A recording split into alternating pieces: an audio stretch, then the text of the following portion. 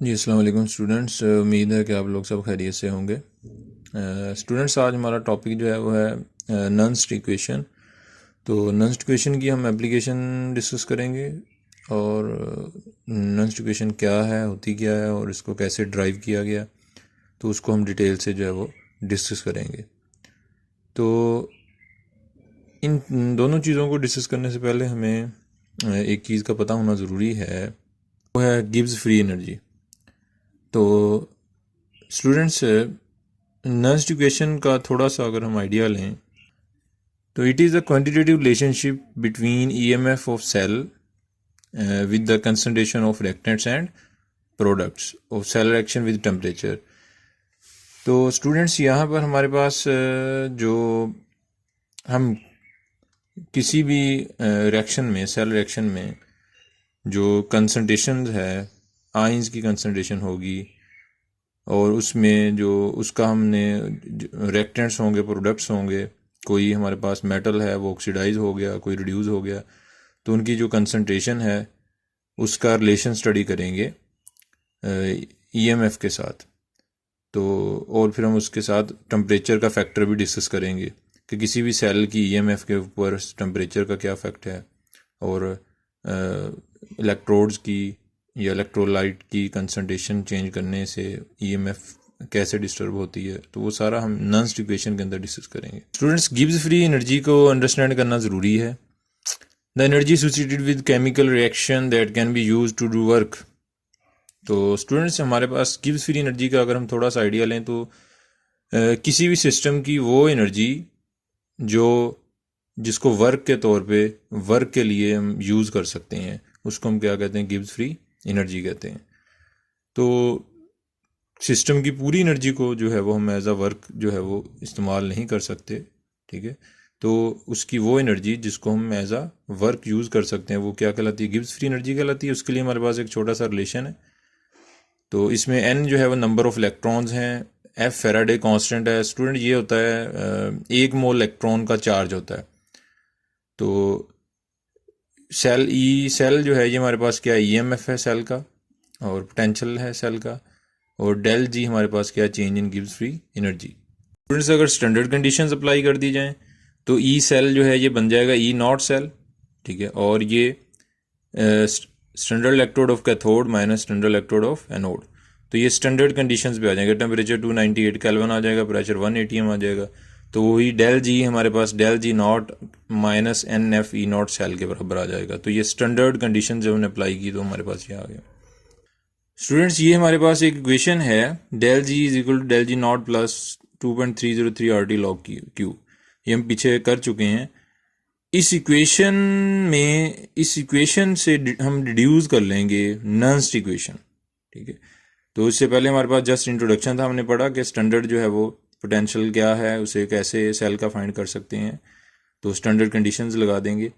तो Gibbs free energy है, उसको थोड़ा सा उसका हमने आइडिया लिया।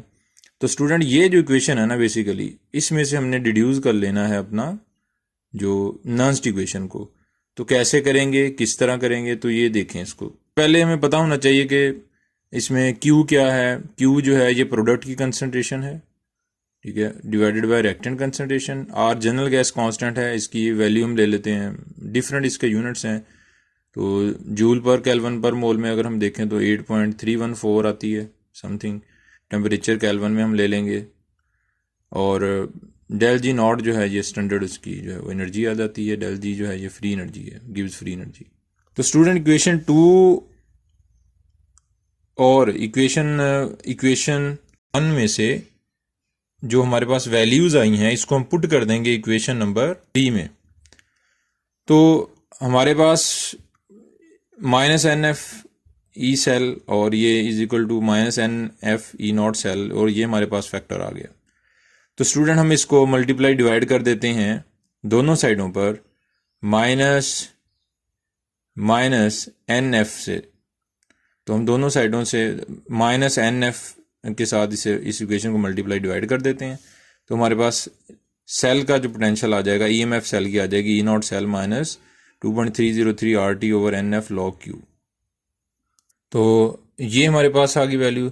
तो स्टूडेंट यहाँ पर आर जनरल गैस कांस्टेंट की वैल्यू लगा दी, 298 केल्विन टेम्परेचर लगा दिया, तो 96,500 जो है ये वैल्यू होती है फेराडे कांस्टेंट की, जो कि मैस होता है 1 मोल ऑफ चार्ज होता है 1 मोल ऑफ इलेक्ट्रॉन का।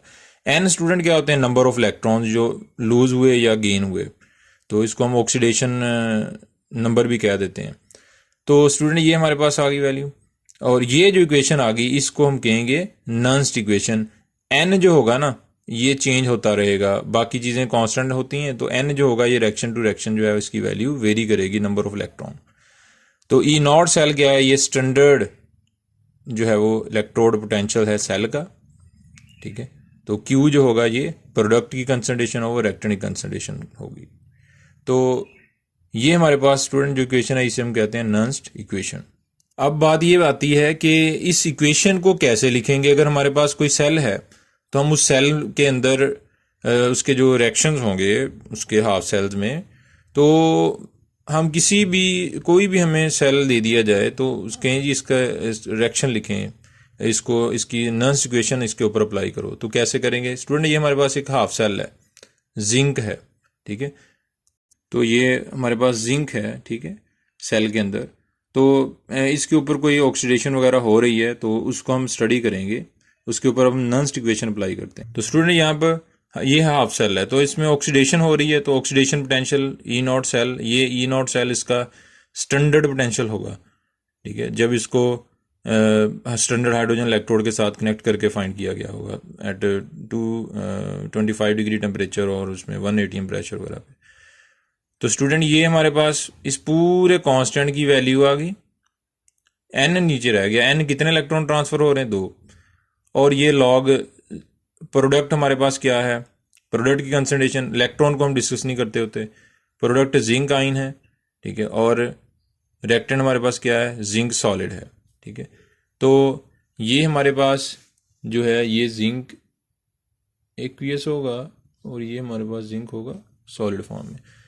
तो स्टूडेंट यहाँ पर जिंक एक्वियस, अब यहाँ पर जो हमारे पास होता है ना, जो मेटल सॉलिड फॉर्म में होता है तो उसकी हम कंसंट्रेशन 1 ले लेते होते हैं, ठीक है। तो कंसंट्रेशन मोस्टली आइंस की जो है वो हम इसमें शो करेंगे, तो ये हम इसको 1 पुट कर लेते हैं। स्टूडेंट्स अगर नंस्ट इक्वेशन कंप्लीट सेल पे अप्लाई करनी हो, यानी कि जिंक उसमें एनोड भी है और कैथोड भी है, कॉपर है, ठीक है, तो इस पूरे सेल के ऊपर अगर हमने नंस्ट इक्वेशन अप्लाई करनी है तो फिर हम क्या करेंगे, फिर यहाँ पर हमारे पास सेल का जो पोटेंशियल आ जाएगा ई नॉट सेल, तो ई नॉट सेल हमारे पास, और ये जो पूरे कांस्टेंट की हमने वैल्यू लगा दी इतने फैक्टर की, और एन क्या है, कितने इलेक्ट्रॉन ट्रांसफर हो रहे हैं, 2, ठीक है, जिंक 2 लूज कर रहा है, कॉपर 2 गेन कर रहा है, इस पे कॉपर पे रिडक्शन हो रही है और जिंक की ऑक्सीडेशन हो रही है। तो लॉग ये देखें प्रोडक्ट की कंसंट्रेशन, अब प्रोडक्ट हमारे पास कॉपर भी था और जिंक भी था, तो कॉपर की हमने 1 ले ली क्योंकि सॉलिड फॉर्म में है, और जिंक आइन आ गया, और नीचे हमारे पास जिंक सॉलिड की हमने 1 ले ली और कॉपर आइन की कंसंट्रेशन आ गई। तो इसमें ये तो ऑलरेडी हम डिस्कस कर चुके हैं कि ई नॉट सेल कैसे फाइंड करेंगे, कि ये हम standard potential of cathode minus standard potential of anode, ये वो इस कॉपर कैथोड और जिंक एनोड के स्टैंडर्ड इलेक्ट्रोड पोटेंशियल होंगे जो हमने स्टैंडर्ड हाइड्रोजन इलेक्ट्रोड के साथ कनेक्ट करके स्टैंडर्ड कंडीशन पे निकाले होंगे, तो वो रिडक्शन पोटेंशियल की बेस पे हम ई नॉट सेल निकालेंगे, ठीक है। तो यानी कि हम कॉपर का रिडक्शन पोटेंशियल ले लेंगे minus reduction potential of zinc, तो वो हमारे पास ई नॉट सेल आ जाएगा। Students application of Nernst equation को अगर हम देखें तो नंस्ट इक्वेशन की जो मेन एप्लीकेशन है ना वो ये है कि हम किसी भी सेल का पोटेंशियल फाइंड कर सकते हैं, नॉन स्टैंडर्ड कंडीशन पे भी हम किसी भी सेल का पोटेंशियल फाइंड कर सकते हैं by the help of Nernst equation. तो जैसा कि स्टैंडर्ड कंडीशन क्या होती है, टेम्परेचर 298 केल्विन है, प्रेशर 1 atm है, कंसंट्रेशन 1 मोलर है सॉल्यूशंस की इलेक्ट्रोलाइटिक की। तो अब या फॉर एग्जांपल हमारे पास हाफ सेल है, स्टैंडर्ड जो हम हाइड्रोजन इलेक्ट्रोड है, तो स्टूडेंट्स हमने पीछे पढ़ा था, स्टैंडर्ड हाइड्रोजन इलेक्ट्रोड को पढ़ा कि हम इसकी जो भी स्टैंडर्ड कंडीशंस के ऊपर इसकी जो वैल्यू आती थी हम उसे आर्बिट्रेरीली क्या ले लेते थे, 0। फिर स्टैंडर्ड हाइड्रोजन इलेक्ट्रोड के साथ बाकी इलेक्ट्रोड पोटेंशियल मेटल इलेक्ट्रोड्स को कनेक्ट करके 1 by 1 हम उनकी इलेक्ट्रोड पोटेंशियल फाइंड करते थे। तो स्टूडेंट ये तो तब था कि जब हमारे पास स्टैंडर्ड कंडीशन थी, तो हमने इसकी वैल्यू 0 ली। अब अगर हम प्रेशर 1 एटीएम नहीं लेते, प्रेशर हम 10 एटीएम कर देते हैं, ठीक है। तो ये सोल्यूशन HCl का 1 मोलर ही है, लेकिन हमने कंडीशन स्टैंडर्ड नहीं रखी, 1 मोलर नहीं लिया, अब हमने अब हमने प्रेशर 1 एटीएम नहीं लिया, अब हमने वो 10 एटीएम कर दिया। तो अब ये नॉन स्टैंडर्ड कंडीशंस आ गई, ठीक है। तो अब हम क्या करेंगे, हाइड्रोजन है ये रिडक्शन वगैरह हो रही है, ठीक है। तो अब हमने नॉन स्टैंडर्ड कंडीशन पे पोटेंशियल फाइंड करना है, किसका, हाइड्रोजन इलेक्ट्रोड का, हाफ सेल है ये। तो ये हमारे पास आ गया, यानी कि इसके साथ अभी हमने कोई और दूसरा मेटल का इलेक्ट्रोड कनेक्ट नहीं किया, ये सिंपल हाइड्रोजन का हाफ सेल है। तो ये हमारे पास E0 माइनस 0.591, ये RT 2.303 और RT ओवर F उस पूरे फैक्टर का जो हमने वैल्यू निकाली हुई है। तो लॉग प्रोडक्ट क्या है हमारे पास, प्रोडक्ट हमारे पास आ गया H2, रिएक्टेंट हमारे पास हाइड्रोजन आइन, तो 2 हैं तो पावर 2 आ गई। तो इलेक्ट्रॉन्स को हम मेंशन नहीं करते, तो ये हमारे पास आ गई। अब स्टूडेंट H2 जो है ना, ये गैस है। अब इसको मेटल अगर मेटल होता तो हम उसको उसकी कंसंट्रेशन 1 ले लेते। अब गैस है तो गैस का प्रेशर हमने कितना लिया है, 10 एटीएम, ठीक है। और हाइड्रोजन आयन कंसंट्रेशन कितनी है, 1 है। तो यहाँ पर हमारे पास जब हमने वैल्यू 10 एटीएम प्रेशर पुट किया 1 स्क्वायर, तो ये हमारे पास जो वैल्यू आई, कितने इलेक्ट्रॉन ट्रांसफर हो रहे हैं, 2, ठीक है। तो जो वैल्यू आई वो हमारे पास माइनस 0.0295 वोल्ट आई सेल की, यानी कि इसका मतलब ये हुआ कि ये जो हमारे पास हाइड्रोजन हाफ सेल है, ठीक है, उसका पोटेंशियल जो था, अगर स्टैंडर्ड कंडीशन पे हमने आर्बिट्रेरीली 0 लिया था, अब हमने उसकी कंडीशंस नॉन स्टैंडर्ड कर दी। तो जब नॉन स्टैंडर्ड की तो यहाँ पर स्टैंडर्ड वैल्यू पोटेंशियल की 0 पुट की और माइनस 0.0295 किया, तो हमारे पास नया सेल का पोटेंशियल आ गया, ठीक है। तो ये जो सेल का पोटेंशियल EMF वगैरह आई है, ये नॉन स्टैंडर्ड कंडीशन पे आई है। तो स्टूडेंट एक तो इसका ये है कि हम नॉन स्टैंडर्ड कंडीशन पे सेल की जो है वो EMF कैलकुलेट कर लेते हैं by the help of Nernst equation. इसी तरह स्टूडेंट्स ये हमारे पास कंप्लीट सेल अगर हम देखते हैं, ठीक है, जिंक का है, जिंक का एनोड है और कॉपर का कैथोड है। तो स्टूडेंट स्टैंडर्ड कंडीशन पे अगर देखें तो स्टैंडर्ड कंडीशन के ऊपर कॉपर का रिडक्शन पोटेंशियल जो था वो कितना था, 0.34, और जिंक का रिडक्शन पोटेंशियल माइनस 0.76। तो स्टूडेंट सेल जो है स्टैंडर्ड कंडीशन पे सेल का EMF अगर निकालें तो वो आता है potential of cathode minus anode.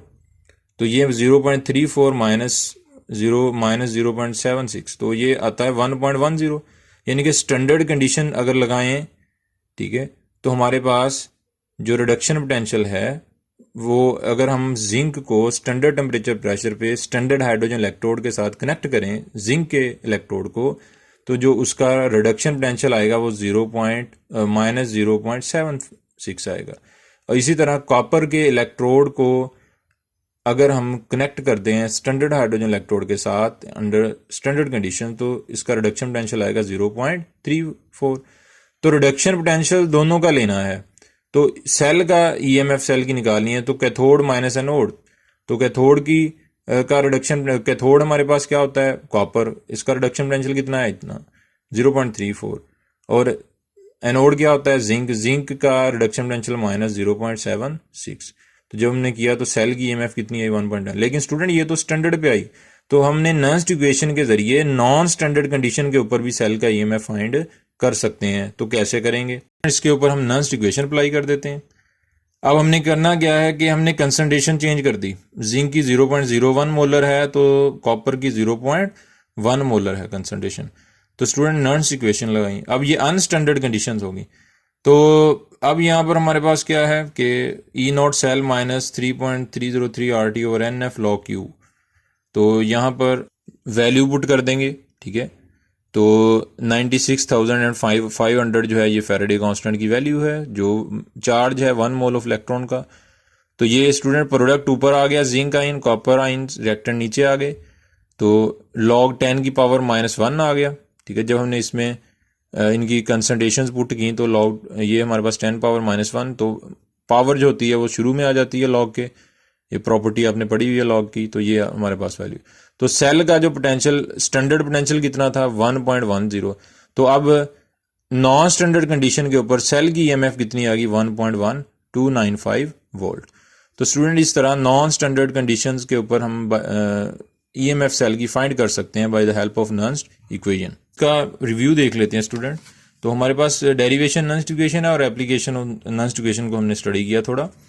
तो डेरिवेशन में हमने देखा कि क्वांटिटेटिव रिलेशनशिप है ईएमएफ का, सेल की ईएमएफ का रिएक्टेंट प्रोडक्ट कंसंट्रेशन के ऊपर, ठीक है, और उसके टेम्परेचर के साथ। तो स्टूडेंट्स इसको स्टडी करने के लिए गिब्स फ्री एनर्जी का पता होना चाहिए। गिब्स फ्री एनर्जी हमारे पास उसका रिलेशन दिया हुआ है, ठीक है। तो वो एनर्जी होती है किसी भी सिस्टम की जो यूज़ कर ली जाती है एज अ वर्क। हमारे पास इक्वेशन थी डेल जी की, तो गिब्स फ्री एनर्जी की, change in Gibbs free energy की। तो हमने इस स्टैंडर्ड कंडीशन जब अप्लाई की, हमारे पास डेल जी नॉट आ गया, ठीक है। तो स्टैंडर्ड जो हमारे पास इलेक्ट्रोड पोटेंशियल होता है सेल का, वो हमने cathode potential of cathode minus anode, ठीक है। तो ये स्टूडेंट ये ज़हन में रखना है कि ये हमने रिडक्शन पोटेंशियल लेने हैं दोनों के, कैथोड और एनोड के। तो फिर हमारे पास एक वैल्यू, एक जनरल इक्वेशन आई, ठीक है।